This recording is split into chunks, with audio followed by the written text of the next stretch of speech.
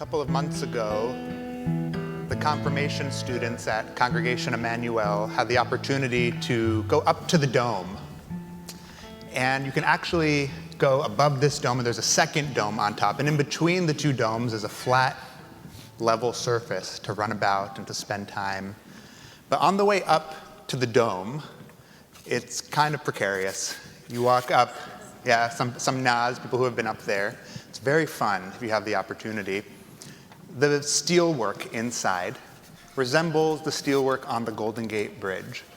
The color, the texture, the feeling in general reminds me of the Golden Gate Bridge, which takes me back the decades and decades and decades ago.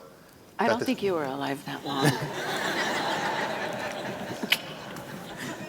Spiritually, let's say, made me think and ponder life before I was on this earth. Good one.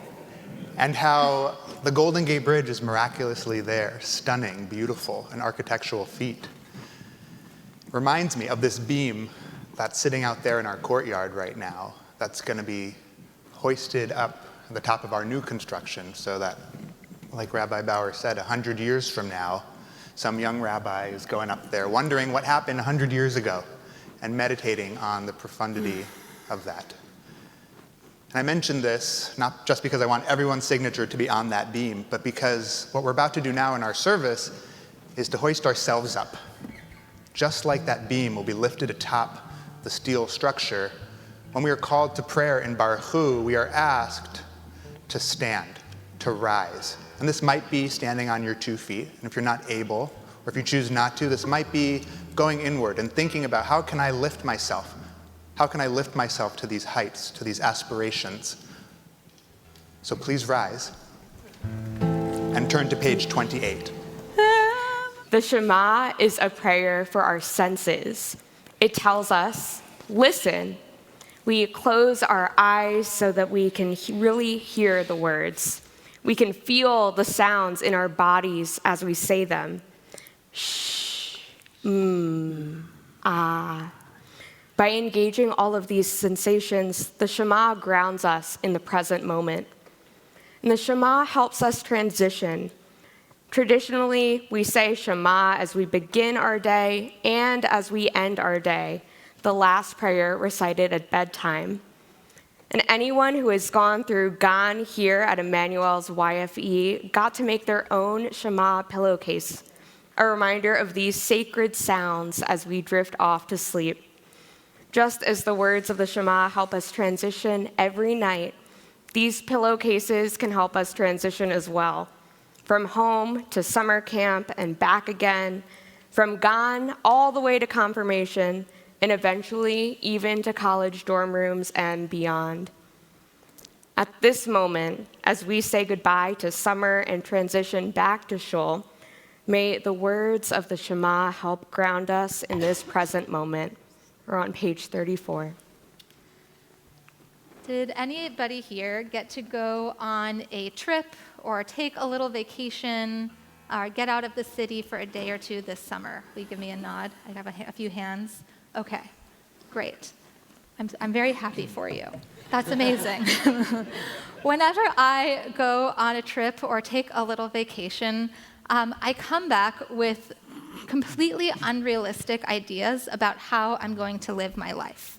Okay, I'm seeing some nods. I always think, I'm going to get up earlier, I'm going to make myself a better breakfast, I'm going to take more walks, I'm going to drink better coffee, I'm going to read more.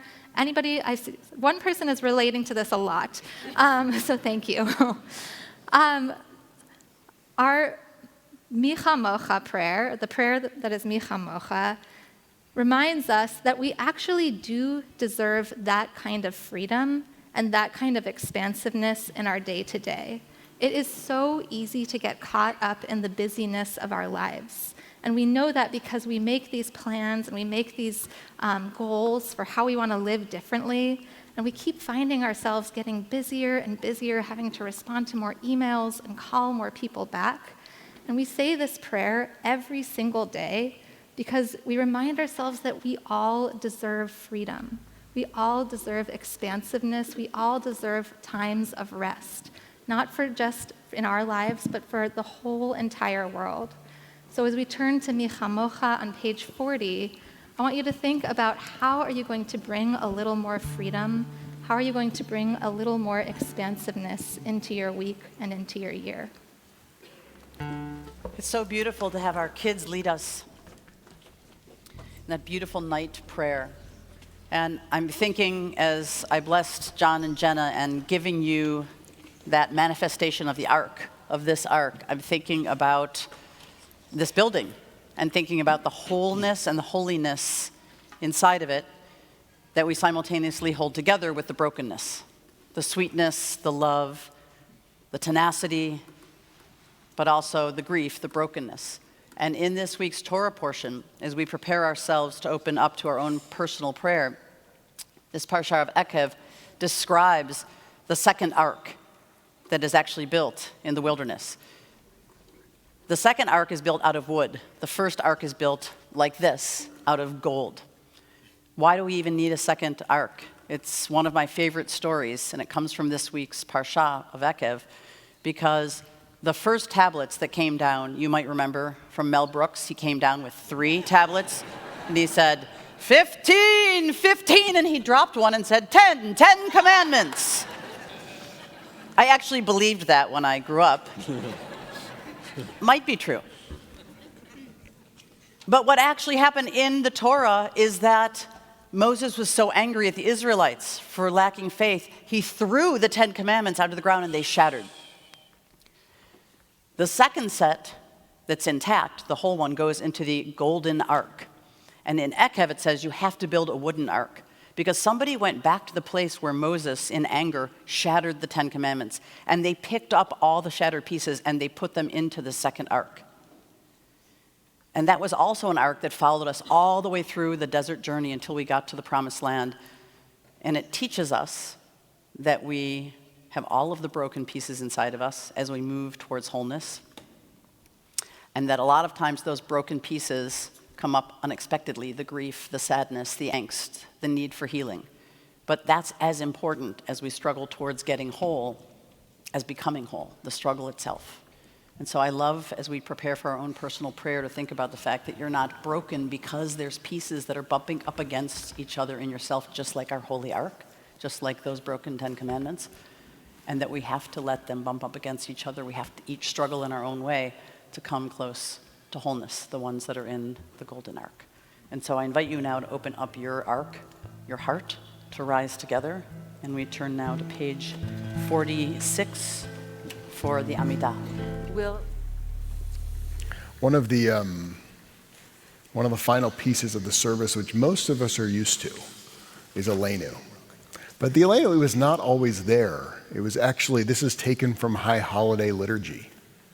And the Jews in the pews loved it. And they kept asking for it. And then over time, it got stuck into the service.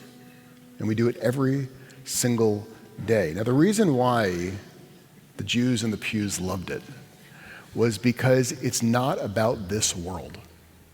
It's actually the end of the service, just like when Cantorati is singing Shalom Rav. Shalom Rav is talking about peace, abundant peace all over the world. Even though we all know that's not where we are right now, but that's exactly what we sing about. And so Elenu, it's a time where you rise, you stand up, and you dream what the world could be, where it's absolutely perfect.